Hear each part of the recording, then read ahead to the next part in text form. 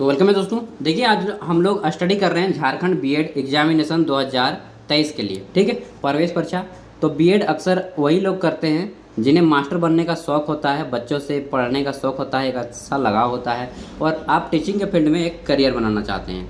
और दूसरी बात ये भी है कि आप गवर्नमेंट से बीएड कर रहे हैं, इसका एक अर्थ ये भी निकलता है कि आपकी फैमिली बैकग्राउंड थोड़ी उतनी अच्छी नहीं है, अफोर्ड नहीं कर पाएगी, इसलिए आप बीएड करने की कोशिश कर रहे हैं ताकि हो जाए तो अच्छा हो जाए। चलिए, सोच अच्छी है, समाज भी अच्छा बनेगा, हमारा झारखंड भी अच्छा बनेगा।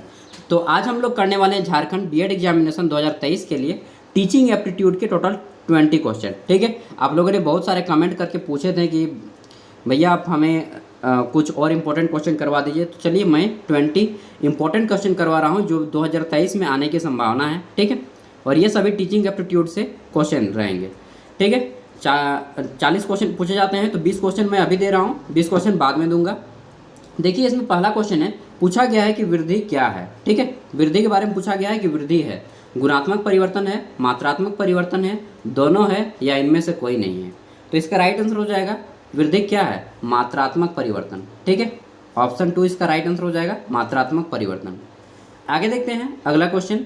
तो हमारा अगला क्वेश्चन है, विकास तब होता है जब। तो विकास कब होता है, तब होता है जब ऑप्शन 1 है पर्यावरणीय बल जीव पर काम करते हैं। ऑप्शन 2 है पर्यावरणीय बल एक जीव में वंशानुगत बलों के साथ अंतःक्रिया करते हैं, ये दोनों या इनमें से कोई नहीं। राइट आंसर क्या हो जाएगा, विकास तब होता है जब ऑप्शन 2 पर्यावरणीय बल एक जीव के वंशानुगत बलों के साथ अंतःक्रिया करते हैं। ठीक है, आप लोग नोट करते जाएंगे, सभी इंपॉर्टेंट क्वेश्चन हैं, कॉपी पेन लेके बैठे होंगे तो प्लीज़। ठीक है, आगे देखते हैं तीसरा क्वेश्चन। तो इसमें पूछा गया है कि निम्न कथनों में से वृद्धि तथा विकास के बारे में कौन सा कथन सही है। ठीक है, वृद्धि और विकास के बारे में कौन सा कथन सही है, ये चीज़ पूछा गया है। पहला ऑप्शन है वृद्धि मनोविज्ञान है और विकास भौतिक है। ऑप्शन 2 है वृद्धि भौतिक है जबकि विकास मनोवैज्ञानिक है। ऑप्शन 3 है वृद्धि तथा विकास दोनों मनोवैज्ञानिक है और ऑप्शन डी है वृद्धि तथा विकास दोनों भौतिक है। राइट आंसर क्या हो जाएगा दोस्तों, इसका राइट आंसर हो जाएगा जो है ऑप्शन 2, यानी कि वृद्धि जो है ये भौतिकी होता है, जब आप लंबा बढ़ते हैं तो आपको दिखाई भी देता है। ठीक है, और विकास नहीं दिखाई देता है। आदमी कितना मैच्योर है, कितना अंदर दिमाग से खेला हुआ पर्सन है, ठीक है, तो वो आपको बात करते हैं, जब उनके साथ रहते हैं तभी पता चलता है। ठीक है, तो ऑप्शन 2 हो जाएगा वृद्धि भौतिक है जबकि विकास मनोवैज्ञानिक है। ठीक है, आगे देखते हैं हमारा चौथा क्वेश्चन। चौथा क्वेश्चन है, बच्चों की शारीरिक वृद्धि और विकास को प्रभावित करने वाले कारक कौन से हैं। ठीक है, बच्चों की शारीरिक वृद्धि और विकास को प्रभावित करने वाले कारक कौन से हैं। ऑप्शन 1 है आनुवंशिकता, ऑप्शन 2 है पर्यावरण, ऑप्शन 3 है कोई नहीं और ऑप्शन डी है आनुवंशिकता और पर्यावरण दोनों। तो सही आंसर क्या हो जाएगा, ऑप्शन 4 आनुवंशिकता और पर्यावरण दोनों। आगे देखते हैं पांचवा क्वेश्चन। पांचवा क्वेश्चन पूछा गया है, बालकों के व्यक्तिगत विकास हैं। ठीक है, तो बालकों के व्यक्तिगत विकास डैश कैसा होता है, के लिए विकासात्मक प्रतिमानों को उद्धृत करके सटीकता से व पूर्ण रूप से पूर्वानुमान लगाया जा सकता है। नहीं यार, पूर्ण रूप से हम लोग अनुमान कैसे लगा सकते हैं, तो ये गलत हो गया ऑप्शन। आगे देखते हैं, तो के लिए पूर्वानुमान बिल्कुल नहीं लगाया जा सकता, नहीं बिल्कुल भी नहीं लगा सकते, ये तो बात ही गलत है, कुछ तो लगा सकते हैं ना। हाँ, तो आगे देखते हैं, अगला है के लिए कुछ हद तक पूर्वानुमान लगाया जा सकता है परंतु सभी बच्चों के विकास की दर अलग अलग होती है, ये बिल्कुल सही है। ठीक है, कि हम अनुमान तो लगा सकते हैं कि बच्चा कैसे डेवलप करेगा, जैसे कोई बच्चा तेज होता तो बोलेंगे यार आगे चल के यह बहुत तेज होगा। ठीक है, और इसी तरह से अनुमान लगाते हैं, कोई बच्चा पढ़ने में लिखना यार इसका तो फ्यूचर बर्बाद हो गया है, ऐसा बोलते हैं, तो एक अनुमान लगाया जाता है। ठीक है, लेकिन जरूरी नहीं कि वह सभी बच्चों में एक ही हो, अलग अलग होता है। तो ऑप्शन 3 इसका राइट आंसर हो जाएगा। ठीक है, आगे देखते हैं छठा क्वेश्चन। देखिए, यहाँ पे आपको बताना है कि कौन सा कथन सही है। ठीक है, इसमें पहला है, निम्नलिखित में से कौन से कथन सही हैं। देखिए, पहला है वृद्धि और विकास दोनों एक ही अर्थ है, गलत है यार, विकास अलग चीज़ होता है, वृद्धि अलग चीज़ होती है। ठीक है, अभी हम लोगों ने पढ़ा है कि वृद्धि जो है फिजिकली होता है और विकास जो है मेंटली होता है, तो ये गलत हो गया। अगला है वृद्धि विकास है, वृद्धि जो है विकास के अंतर्गत ही आता है, हाँ ये बात सही है, लेकिन विकास जो है वृद्धि नहीं है, हाँ ये भी बात सही है। ठीक है, आगे देखते हैं तीसरा स्टेटमेंट। तो तीसरा स्टेटमेंट बोला गया है कि विकास वृद्धि है लेकिन वृद्धि विकास नहीं है, तो ये भी गलत है। यानी कि केवल ऑप्शन 2 सही है। अब देखते हैं किस में है, तो 2 नंबर में है केवल 2, और ये इसका राइट आंसर हो जाएगा। आगे देखते हैं क्वेश्चन नंबर 7, ठीक है। और क्वेश्चन नंबर 7 में क्या बोलते हैं, आइए देख लेते हैं। तो इसमें पूछा गया है, देखिए, अनुपा ने 11 महीने की उम्र में, मान लीजिए आप 11 महीने के हैं, यार आप 11 महीने के नहीं हैं, आप तो 20+ ही होंगे, ठीक है। मान लीजिए एक बच्चा है 11 साल का, ठीक है, आपका ही बच्चा मान लीजिए, सब भले आपका शादी नहीं हुआ हो, कर लीजिएगा। मान लीजिए आपका बच्चा है 11 महीने का, ठीक है, और 2 साल बाद जो है उसकी उम्र में अपनी गुड़िया के साथ खेलने लगी है। आपका बच्चा जो है खेलने लगा है गुड़िया के साथ, ठीक है। अब बताना है कि विकास के इन कार्यक्रमों को आप क्या कहेंगे, ठीक है। तो क्या कहा जाता है, ऑप्शन 1 है सीखने के चरण, ऑप्शन 2 है चरणबद्ध विकास, ऑप्शन 3 है विकास के चरण, और ऑप्शन 4 है विकासात्मक मील के पत्थर। तो हम लोग क्या बोलेंगे, इसको बोलेंगे विकासात्मक मील के पत्थर, ठीक है। इसका राइट आंसर हो जाएगा विकासात्मक मील के पत्थर। आगे देखते हैं 8 नंबर। इसमें पूछा गया है कि निम्नलिखित में से कौन सा कथन मानव विकास की विशेषता को बताता है। यार खाना खा के उठाऊँ, थोड़ी डकारें आ रही हैं। तो पहला है मानव विकास के विशेषता को कौन बताता है। ऑप्शन 1 है मानव विकास एक क्रमबद्ध क्रम में आगे बढ़ता है। तो देखिए ये सही है, नहीं, क्रमबद्ध तरीके से आगे नहीं बढ़ता है यार, ठीक है, किसी में ज़्यादा किसी में कम। आगे देखते हैं मानव विकास में शारीरिक, संज्ञानात्मक, भाषात्मक, व्यक्तिगत और सामाजिक विकास शामिल है। हाँ, ये बिल्कुल सही है। आगे देखते हैं तो स्टेटमेंट 1 आपका मानव विकास एक क्रमबद्ध क्रम में आगे बढ़ता है, हाँ ये भी सही है यार, सॉरी दोस्तों, मानव विकास जो है एक क्रमबद्ध क्रम में भी आगे बढ़ता है, ये भी स्टेटमेंट सही है। आगे देखते हैं तो मानव विकास शारीरिक, संज्ञानात्मक, भाषात्मक, व्यक्तिगत और सामाजिक विकास शामिल है, ये भी बात सही है। मानव विकास सभी व्यक्तियों में समान दर से होता है, गलत है। मानव विकास जो है सभी व्यक्तियों में समान दर से नहीं होता है। कोई कोई देखिएगा 25 साल का आदमी हो गया है, लेकिन उसके पास दिमाग जो है 18 साल के बच्चे जितना है, ठीक है। तो हम लोग नहीं बोल सकते हैं कि सभी व्यक्तियों में समान दर से होता है। डी नंबर है मानव विकास धीरे धीरे आमतौर पर एक लंबी अवधि में होता है। हाँ, इसमें समय लगता है मानव को विकास करने में, यानी कि ऑप्शन स्टेटमेंट ए भी सही है, ऑप्शन बी भी सही है, ठीक है। सी नंबर गलत है और डी नंबर भी सही है, यानी कि ए, बी और डी। अब देखना है हमें यह है कि ए, बी और डी किस में है। देखिए तो आपका ऑप्शन 3 में है 3 नहीं है, हाँ इसी में ए, डी और बी, ऑप्शन 3 इसका राइट आंसर हो जाएगा। देखिए इस तरह से क्वेश्चन आपको पूछे जाएंगे। टीचिंग एप्टीट्यूड का जो सेक्शन होता है वो सबसे हार्ड लगता है कैंडिडेट को, इसलिए मैं टीचिंग एप्टीट्यूड के क्वेश्चन आपको करवा रहा हूँ, ठीक है। आगे देखते हैं विकास की प्रक्रिया में बच्चे केवल शाब्दिक अर्थों में सोचने में सक्षम होने पर ही अमूर्त रूप से सोचने में सक्षम होते हैं। यह दर्शाता है कि विकास डैश है। तो विकास क्या है, यह दर्शाता है कि विकास क्या है, तो यह दर्शाता है कि विकास अमूर्त प्रक्रिया है, विकास क्रमिक प्रक्रिया है, जैविक प्रक्रिया है या भिन्न प्रक्रिया है। तो अभी हम लोगों ने पढ़ा कि विकास जो है एक क्रमिक प्रक्रिया है, यानी कि ऑप्शन 2। इससे पहले जो हम लोगों ने 8वां क्वेश्चन पढ़ा था, यहाँ पे देखिए मानव विकास एक क्रमबद्ध क्रम में आगे बढ़ता है, ऑप्शन ए। और उसी टाइप से यहीं पे सेम अगला क्वेश्चन पूछा गया है, ठीक है। तो क्रमिक प्रक्रिया है। इस टाइप से आपको एग्जाम सेंटर में भी 1-2 क्वेश्चन मिल जाएंगे जो कि एक दूसरे से रिलेटेड होंगे, ठीक है। आगे देखते हैं अगला क्वेश्चन है क्वेश्चन नंबर 10। इसमें पूछा गया है कि निम्नलिखित में से कौन सा वृद्धि और विकास की प्रक्रियाओं के लिए सही है, ठीक है। वृद्धि और विकास की प्रक्रियाओं के लिए सही है। देखिए बोला गया है कि वृद्धि और विकास दोनों प्राकृतिक प्रक्रियाएं हैं। क्या प्राकृतिक प्रक्रियाएं हैं यार? नहीं, अभी हम लोगों ने पढ़ा है कि वृद्धि जो है भौतिक है, जबकि आपका विकास जो है क्या है, मेंटली है।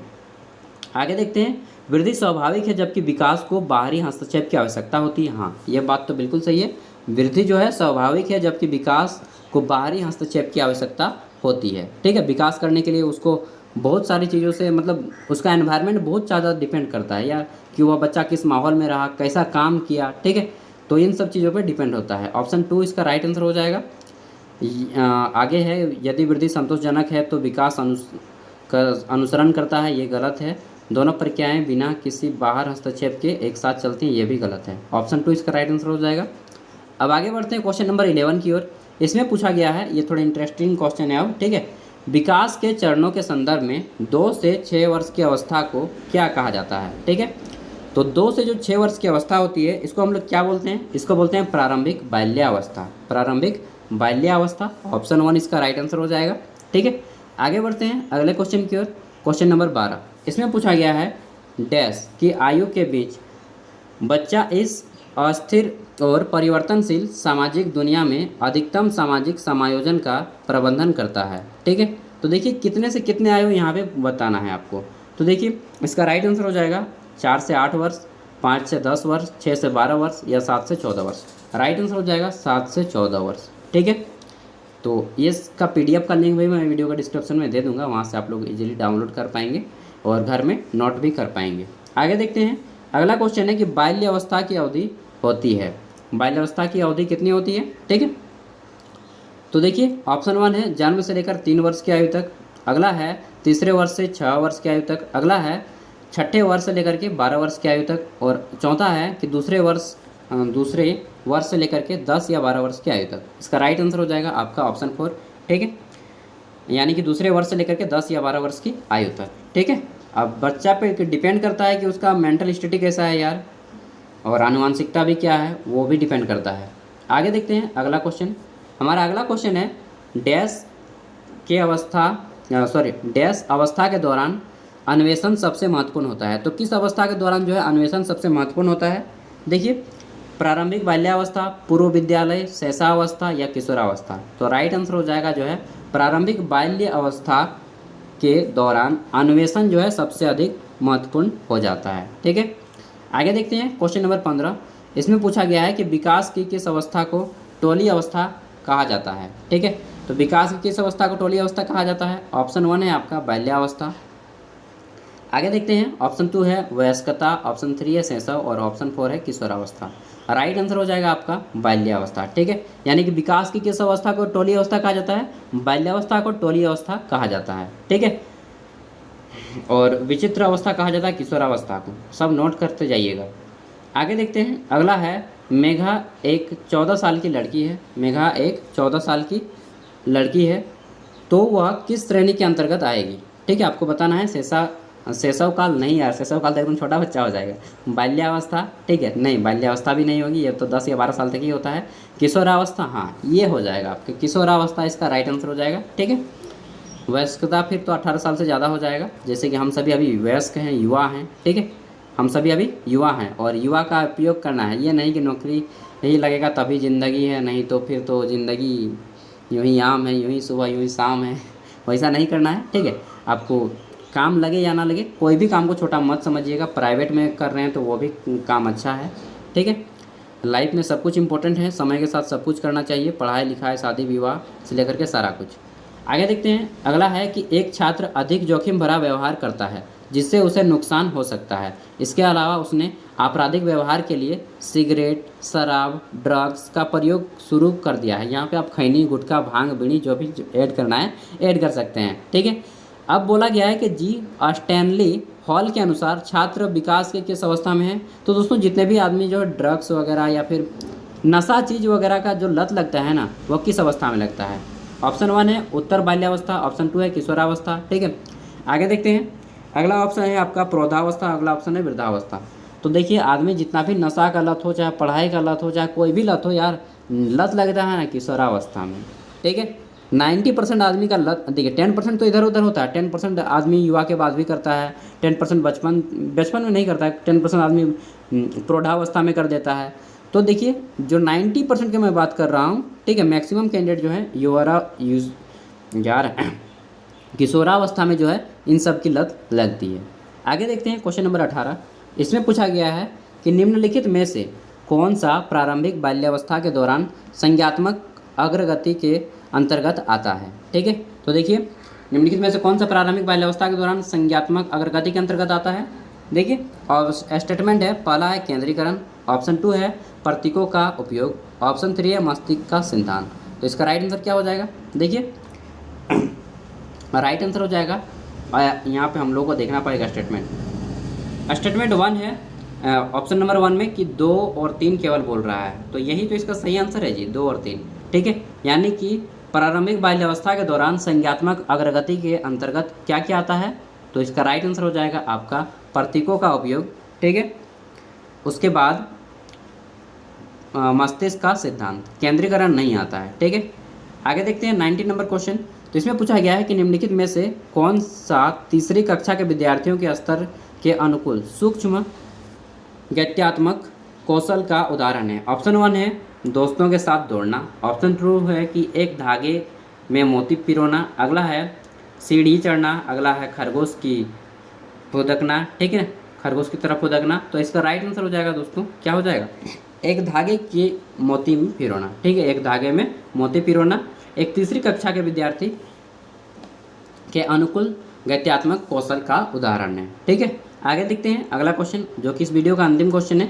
इसमें पूछा गया है, कथन है और आपको चुनना है कि कौन सा मतलब कथन जो है इसका राइट तर्क देता है या नहीं। ठीक है, सही रीजन देता है या नहीं। कथन है कि बालक और बाल्यावस्था के बारे में सामान्यकृत दावा करना कठिन है क्योंकि इसमें बहुत बहुलता या विविधता होती है, बहुत सारी भिन्नता होती है। ठीक है, इसका तर्क अब क्या दिया गया है कि बाल्यावस्था एक सामाजिक सांस्कृतिक संकल्पना है।